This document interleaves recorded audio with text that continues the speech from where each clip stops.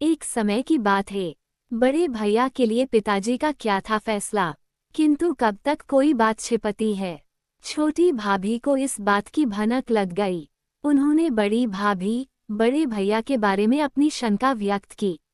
वे उन्हें समझाना चाहती थीं, किंतु बड़े भैया ने भाभी पर न जाने क्या जादू कर दिया था कि वे वैसे तो अच्छी भली रहती, किंतु जहां भैया की बात होती वे झगड़ने को तैयार हो जाती। उनसे छोटी भाभी की बात सहन न हो सकी। दनदनाती हुई मेरे कमरे में आई और गुस्से में बोली, बीनू, तुझसे नहीं रहा गया ना? कैसा बित्ते भर का पेट है, पचा नहीं सकी, उगल ही दिया। अगर अब तक आपने हमारे चैनल को सब्सक्राइब नहीं किया है तो जल्दी से कर ले, और इस स्टोरी आप जो भी सीखोगे कमेंट में जरूर से बताए। माँ वहीं बैठी थीं। वे आश्चर्य से कभी मुझे तो कभी भाभी को देखने लगी। क्या बात है बेटे, आखिर हुआ क्या? माँ ने पूछा। मैंने भी पूछा, पर भाभी हुआ क्या? मैंने तो किसी को कुछ नहीं कहा, पर वे कहाँ सुनने वाली थीं। सच ही कहा गया है, क्रोध में इंसान का दिमाग पर कोई बस नहीं होता। तब तक छोटे भैया व भाभी भी आ गए। गनीमत ये थी कि पिताजी शहर से बाहर गए हुए थे और बड़े भैया सो रहे थे। छोटे भैया ने माँ को धीरे से सब बता दिया। फिर भाभी से बोले, आप समझती क्यों नहीं है, रात देर से घर आना कोई अच्छी बात नहीं है। अच्छा बुरा वे खूब समझते हैं। साहब बनने के लिए बड़े लोगों के साथ उठना बैठना तो पड़ेगा ही, वरना कौन तरक्की देगा। माँ से सहन नहीं हुआ। उन्होंने जोर से कहा, ऐ बहू, रात देर से आने से लोगों की तरक्की होती है, यह एक नई बात सुन रही हूँ। नहीं नहीं, ये सच है। आप पुराने विचारों की हैं। आपको क्या पता, जब तक बड़े लोगों के साथ पियो पिलाओ नहीं, अफसरी नहीं मिलती। तैश में भाभी के मुंह से खुद ही सारी बात निकल गई। ओह, तो आपको पता है कि वे पी कर आते हैं? छोटे भैया ने पूछा।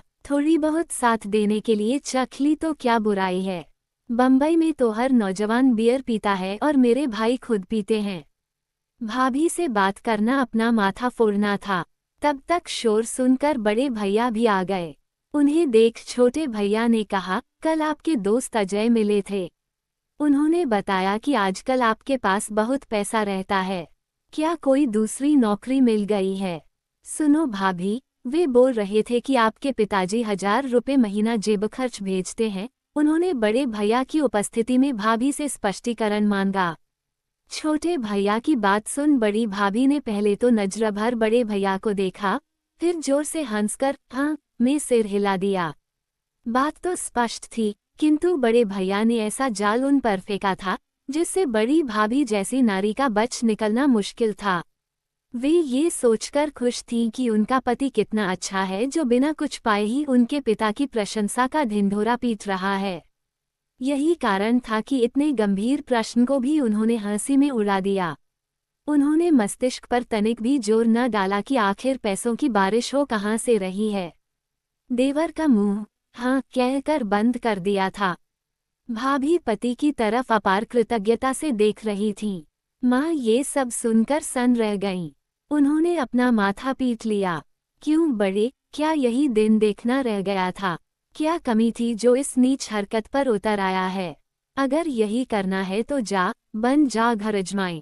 यहाँ ये सब नहीं होगा, समझे? कहकर रोती हुई वे कमरे से बाहर निकल गईं। छोटे भैया और भाभी भी धीरे से खिसक लिए। माँ की बात सुन बड़े भैया कुछ अनमने से हो गए थे, किंतु भाभी ने उन्हें संभाला। क्यों चिंता करते हैं, सब ठीक हो जाएगा। फिर दोनों अपने कमरे में चले गए। पड़ोस में लड़के की शादी थी। संबंध अच्छे थे, इसलिए सपरिवार बुलाया था।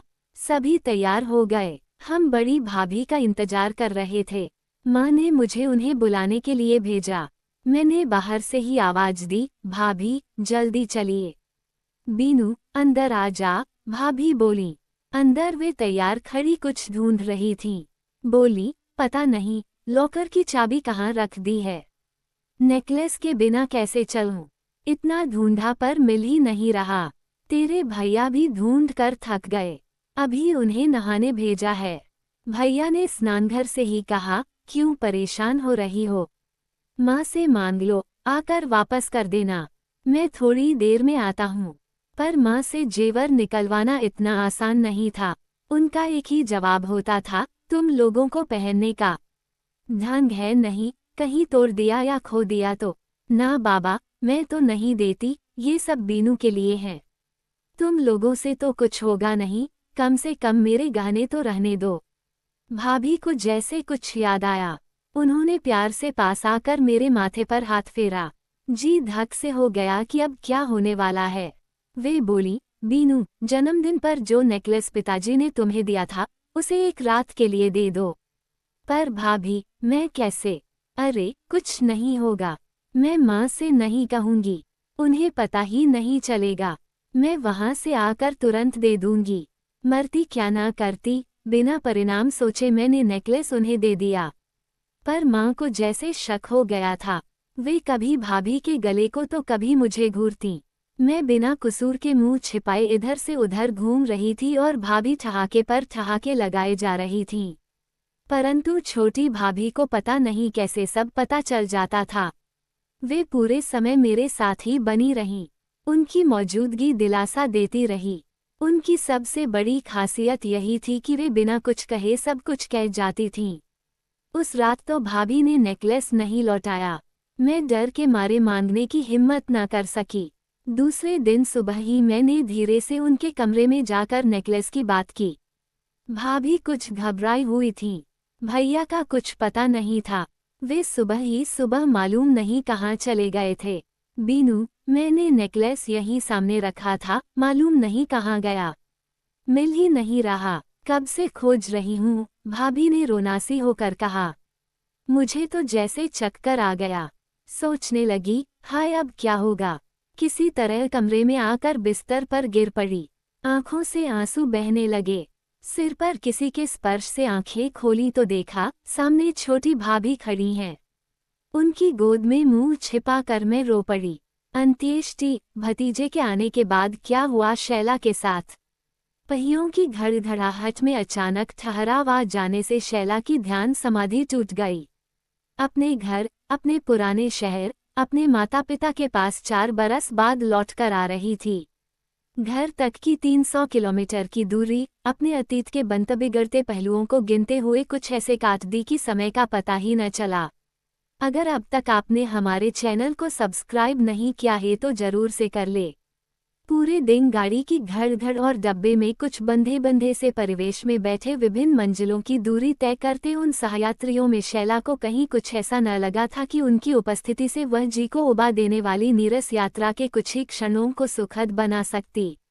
हर स्टेशन पर चाय, पान और मौसमी फलों को बेचने वालों के चेहरों पर उसे जीवन में किसी तरह झेलते रहने वाली मासूम मजबूरी ही दिखाई देती थी। शैला घर जा रही थी। ये भी शायद उसकी एक आवश्यक मजबूरी ही थी।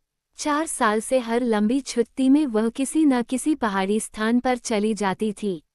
इसलिए नहीं कि वह उसकी आदी हो गई थी, पर शायद इसलिए कि उसी बहाने वह अपने घर न जाने का एक बहाना ढूंढ लेती थी, क्योंकि घर पर सबके साथ रहकर भी तो वह अपने मन के रीतेपन से मुक्ति नहीं पा सकती थी।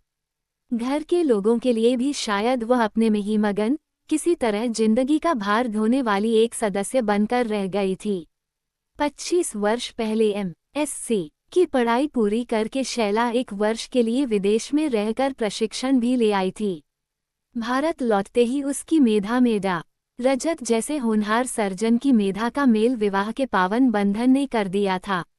सब कुछ मिला शैला को, प्यार, अपनत्व, विश्वास, सम्मान और रजत पर अपना संपूर्ण एकाधिकार।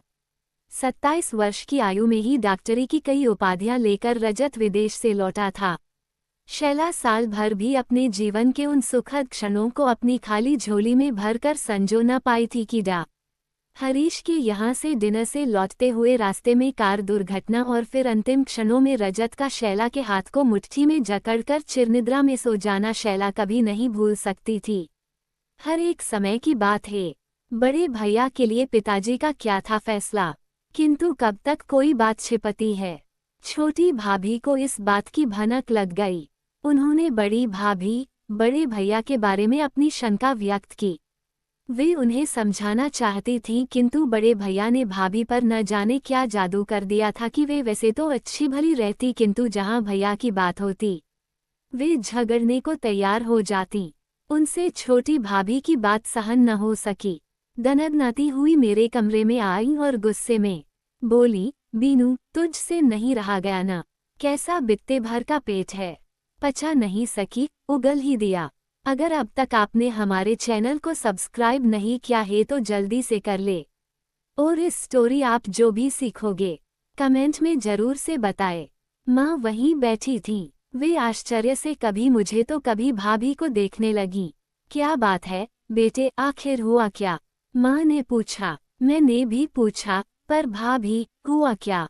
मैंने तो किसी को कुछ नहीं कहा, पर वे कहाँ सुनने वाली थीं। सच ही कहा गया है, क्रोध में इंसान का दिमाग पर कोई बस नहीं होता। तब तक छोटे भैया व भाभी भी आ गए। गनीमत ये थी कि पिताजी शहर से बाहर गए हुए थे और बड़े भैया सो रहे थे। छोटे भैया ने माँ को धीरे से सब बता दिया। फिर भाभी से बोले, आप समझती क्यों नहीं है? रात देर से घर आना कोई अच्छी बात नहीं है। अच्छा बुरा वे खूब समझते हैं। साहब बनने के लिए बड़े लोगों के साथ उठना बैठना तो पड़ेगा ही, वरना कौन तरक्की देगा? माँ से सहन नहीं हुआ। उन्होंने जोर से कहा, ऐ बहू, रात देर से आने से लोगों की तरक्की होती है, यह एक नई बात सुन रही हूँ। नहीं नहीं, ये सच है। आप पुराने विचारों की हैं। आपको क्या पता, जब तक बड़े लोगों के साथ पियो पिलाओ नहीं, अफसरी नहीं मिलती। तैश में भाभी के मुंह से खुद ही सारी बात निकल गई। ओह, तो आपको पता है कि वे पी कर आते हैं? छोटे भैया ने पूछा। थोड़ी बहुत साथ देने के लिए चख ली तो क्या बुराई है? बम्बई में तो हर नौजवान बियर पीता है और मेरे भाई खुद पीते हैं। भाभी से बात करना अपना माथा फोड़ना था। तब तक शोर सुनकर बड़े भैया भी आ गए। उन्हें देख छोटे भैया ने कहा, कल आपके दोस्त अजय मिले थे। उन्होंने बताया कि आजकल आपके पास बहुत पैसा रहता है। क्या कोई दूसरी नौकरी मिल गई है? सुनो भाभी, वे बोल रहे थे कि आपके पिताजी 1000 रुपये महीना जेब खर्च भेजते हैं। उन्होंने बड़े भैया की उपस्थिति में भाभी से स्पष्टीकरण मांगा। छोटे भैया की बात सुन बड़ी भाभी ने पहले तो नजर भर बड़े भैया को देखा, फिर जोर से हंसकर हाँ में सिर हिला दिया। बात तो स्पष्ट थी, किंतु बड़े भैया ने ऐसा जाल उन पर फेंका था जिससे बड़ी भाभी जैसी नारी का बच निकलना मुश्किल था। वे ये सोचकर खुश थीं कि उनका पति कितना अच्छा है जो बिना कुछ पाए ही उनके पिता की प्रशंसा का ढिंढोरा पीट रहा है। यही कारण था कि इतने गंभीर प्रश्न को भी उन्होंने हंसी में उड़ा दिया।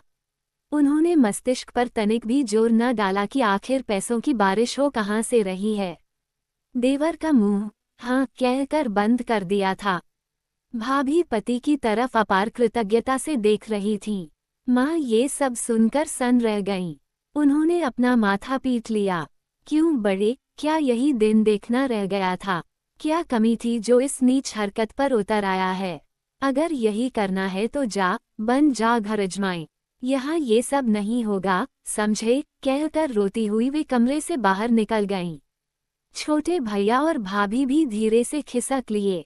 माँ की बात सुन बड़े भैया कुछ अनमने से हो गए थे, किंतु भाभी ने उन्हें संभाला। क्यों चिंता करते हैं, सब ठीक हो जाएगा। फिर दोनों अपने कमरे में चले गए। पड़ोस में लड़के की शादी थी। संबंध अच्छे थे, इसलिए सपरिवार बुलाया था। सभी तैयार हो गए। हम बड़ी भाभी का इंतजार कर रहे थे। माँ ने मुझे उन्हें बुलाने के लिए भेजा। मैंने बाहर से ही आवाज दी, भाभी जल्दी चलिए। बीनू अंदर आ जा, भाभी बोली। अंदर वे तैयार खड़ी कुछ ढूंढ रही थीं। बोली, पता नहीं लॉकर की चाबी कहाँ रख दी है। नेकलेस के बिना कैसे चलूं? इतना ढूंढा पर मिल ही नहीं रहा।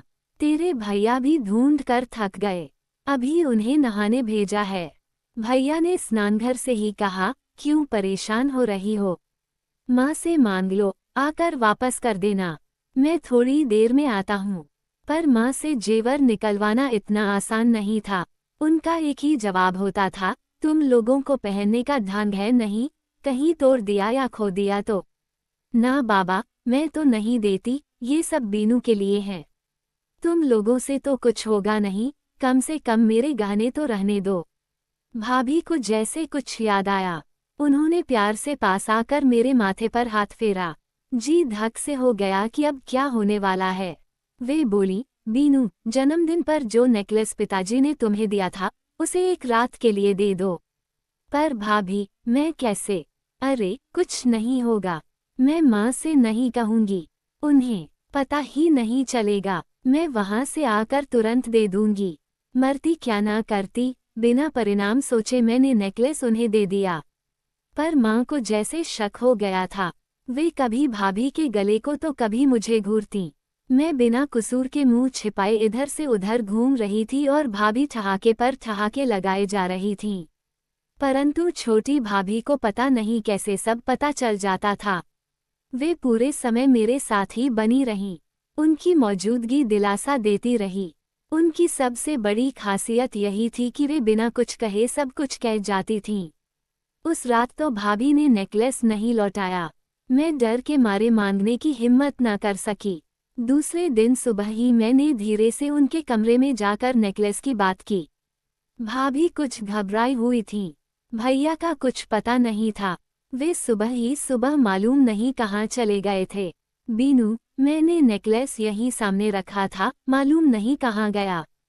मिल ही नहीं रहा, कब से खोज रही हूँ, भाभी ने रोनासी होकर कहा। मुझे तो जैसे चक्कर आ गया। सोचने लगी, हाय अब क्या होगा। किसी तरह कमरे में आकर बिस्तर पर गिर पड़ी। आंखों से आंसू बहने लगे। सिर पर किसी के स्पर्श से आंखें खोली तो देखा, सामने छोटी भाभी खड़ी हैं। उनकी गोद में मुंह छिपा कर मैं रो पड़ी। अंत्येष्टि, भतीजे के आने के बाद क्या हुआ शैला के साथ? पहियों की धड़धड़ाहट में अचानक ठहराव आ जाने से शैला की ध्यान समाधि टूट गई।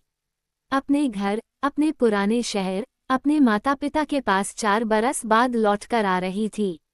घर तक की 300 किलोमीटर की दूरी अपने अतीत के बनते बिगड़ते पहलुओं को गिनते हुए कुछ ऐसे काट दी कि समय का पता ही न चला।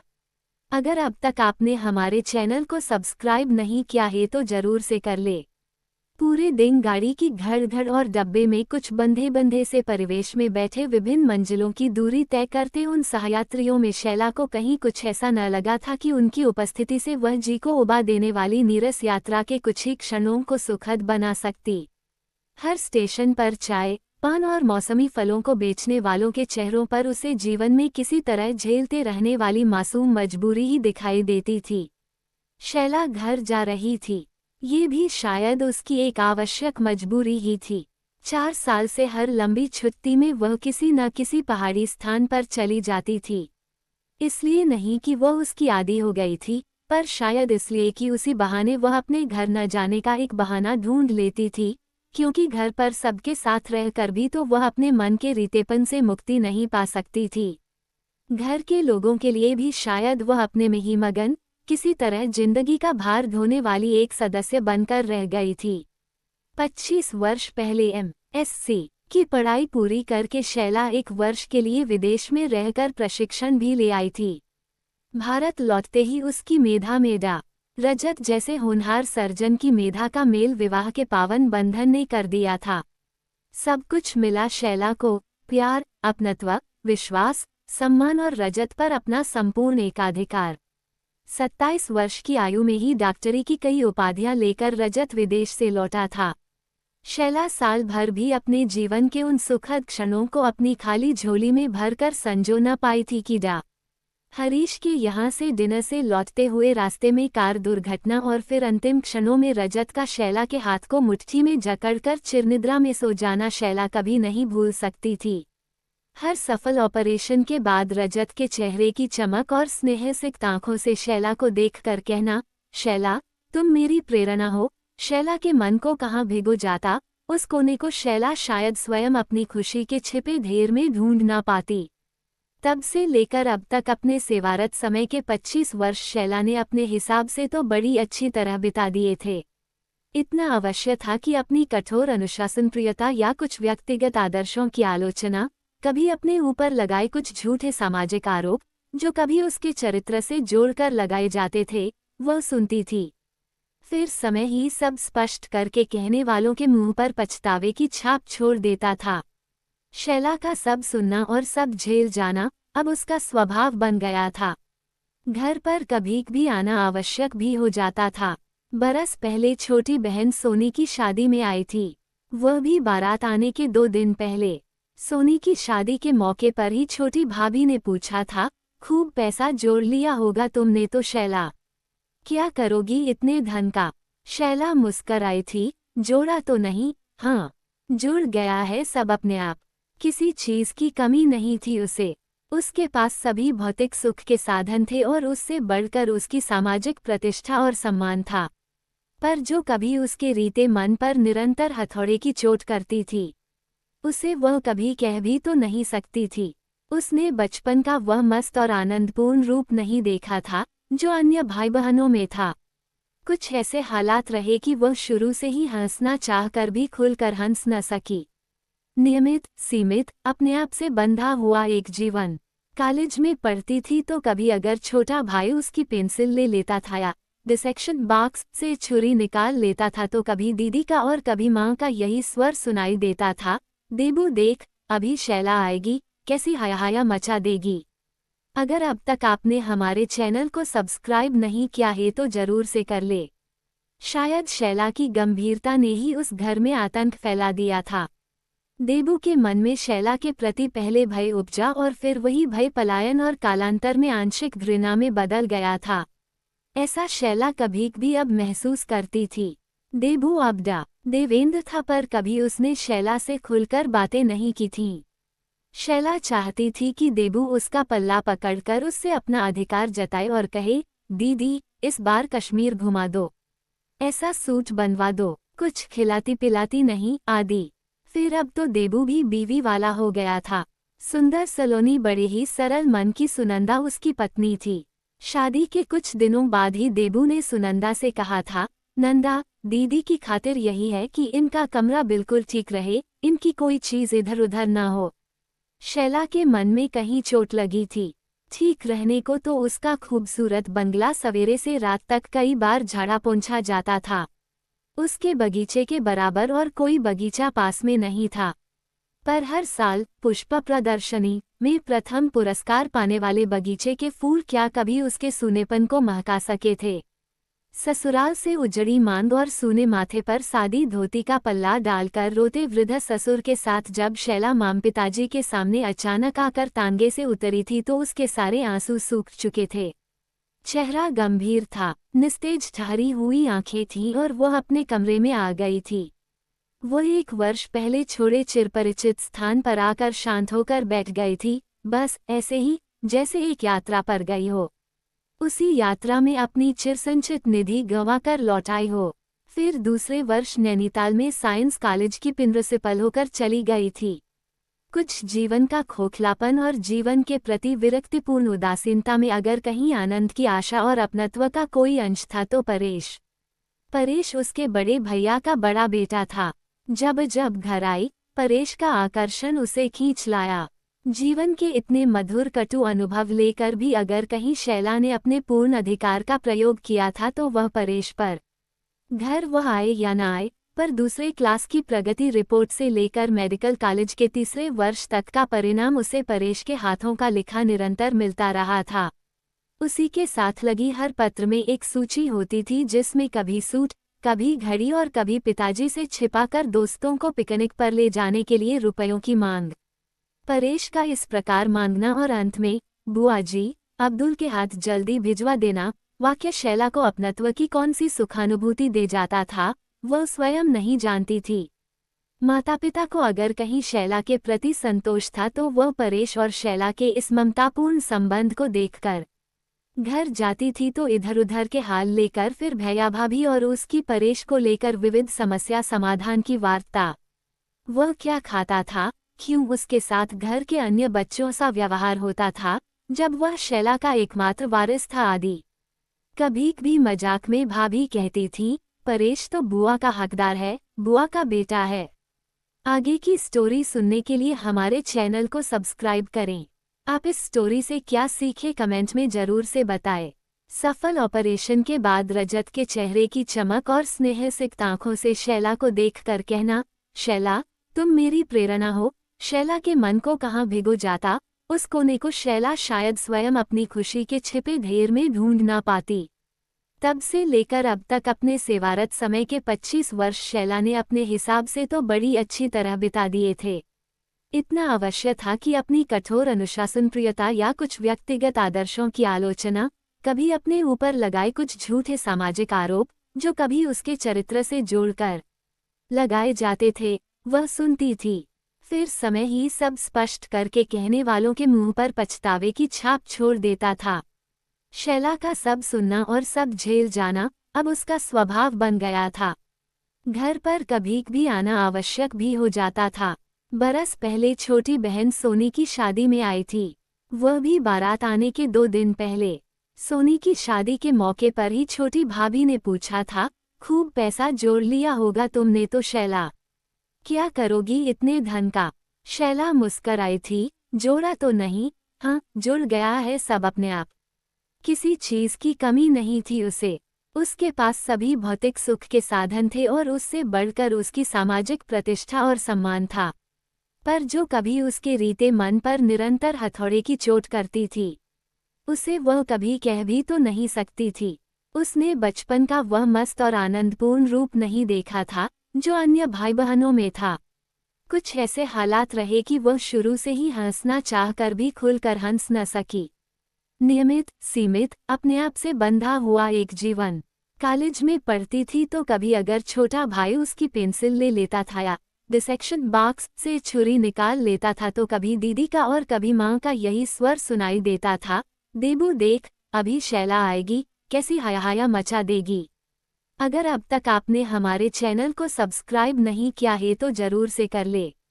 शायद शैला की गंभीरता ने ही उस घर में आतंक फैला दिया था। देबू के मन में शैला के प्रति पहले भय उपजा और फिर वही भय पलायन और कालांतर में आंशिक घृणा में बदल गया था। ऐसा शैला कभी भी अब महसूस करती थी। देबू अबडा देवेंद्र था पर कभी उसने शैला से खुलकर बातें नहीं की थीं। शैला चाहती थी कि देबू उसका पल्ला पकड़कर उससे अपना अधिकार जताए और कहे, दीदी, इस बार कश्मीर घुमा दो, ऐसा सूट बनवा दो, कुछ खिलाती पिलाती नहीं आदि। फिर अब तो देबू भी बीवी वाला हो गया था। सुंदर सलोनी बड़ी ही सरल मन की सुनंदा उसकी पत्नी थी। शादी के कुछ दिनों बाद ही देबू ने सुनंदा से कहा था, नंदा, दीदी की खातिर यही है कि इनका कमरा बिल्कुल ठीक रहे, इनकी कोई चीज इधर उधर ना हो। शैला के मन में कहीं चोट लगी थी। ठीक रहने को तो उसका खूबसूरत बंगला सवेरे से रात तक कई बार झाड़ा पोंछा जाता था।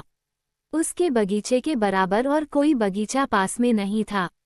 पर हर साल पुष्प प्रदर्शनी में प्रथम पुरस्कार पाने वाले बगीचे के फूल क्या कभी उसके सूनेपन को महका सके थे। ससुराल से उजड़ी मांग और सूने माथे पर सादी धोती का पल्ला डालकर रोते वृद्ध ससुर के साथ जब शैला माम पिताजी के सामने अचानक आकर तांगे से उतरी थी तो उसके सारे आंसू सूख चुके थे। चेहरा गंभीर था, निस्तेज ठहरी हुई आंखें थीं और वह अपने कमरे में आ गई थी। वह 1 वर्ष पहले छोड़े चिरपरिचित स्थान पर आकर शांत होकर बैठ गई थी, बस ऐसे ही जैसे एक यात्रा पर गई हो। उसी यात्रा में अपनी चिरसंचित निधि गंवाकर लौट आई हो। फिर दूसरे वर्ष नैनीताल में साइंस कॉलेज की प्रिंसिपल होकर चली गई थी। कुछ जीवन का खोखलापन और जीवन के प्रति विरक्तिपूर्ण उदासीनता में अगर कहीं आनंद की आशा और अपनत्व का कोई अंश था तो परेश उसके बड़े भैया का बड़ा बेटा था। जब जब घर आई, परेश का आकर्षण उसे खींच लाया। जीवन के इतने मधुर कटु अनुभव लेकर भी अगर कहीं शैला ने अपने पूर्ण अधिकार का प्रयोग किया था तो वह परेश पर। घर वह आए या न आए, पर दूसरे क्लास की प्रगति रिपोर्ट से लेकर मेडिकल कॉलेज के 3रे वर्ष तक का परिणाम उसे परेश के हाथों का लिखा निरंतर मिलता रहा था। उसी के साथ लगी हर पत्र में एक सूची होती थी जिसमें कभी सूट, कभी घड़ी और कभी पिताजी से छिपाकर दोस्तों को पिकनिक पर ले जाने के लिए रुपयों की मांग। परेश का इस प्रकार मांगना और अंत में बुआ जी, अब्दुल के हाथ जल्दी भिजवा देना वाक्य शैला को अपनत्व की कौन सी सुखानुभूति दे जाता था, वह स्वयं नहीं जानती थी। माता पिता को अगर कहीं शैला के प्रति संतोष था तो वह परेश और शैला के इस ममतापूर्ण संबंध को देखकर घर जाती थी तो इधर उधर के हाल लेकर फिर भैया भाभी और उसकी परेश को लेकर विविध समस्या समाधान की वार्ता। वह क्या खाता था, क्यों उसके साथ घर के अन्य बच्चों सा व्यवहार होता था जब वह शैला का एकमात्र वारिस था आदि। कभी कभी मजाक में भाभी कहती थी, परेश तो बुआ का हकदार है, बुआ का बेटा है। आगे की स्टोरी सुनने के लिए हमारे चैनल को सब्सक्राइब करें। आप इस स्टोरी से क्या सीखे कमेंट में जरूर से बताएं।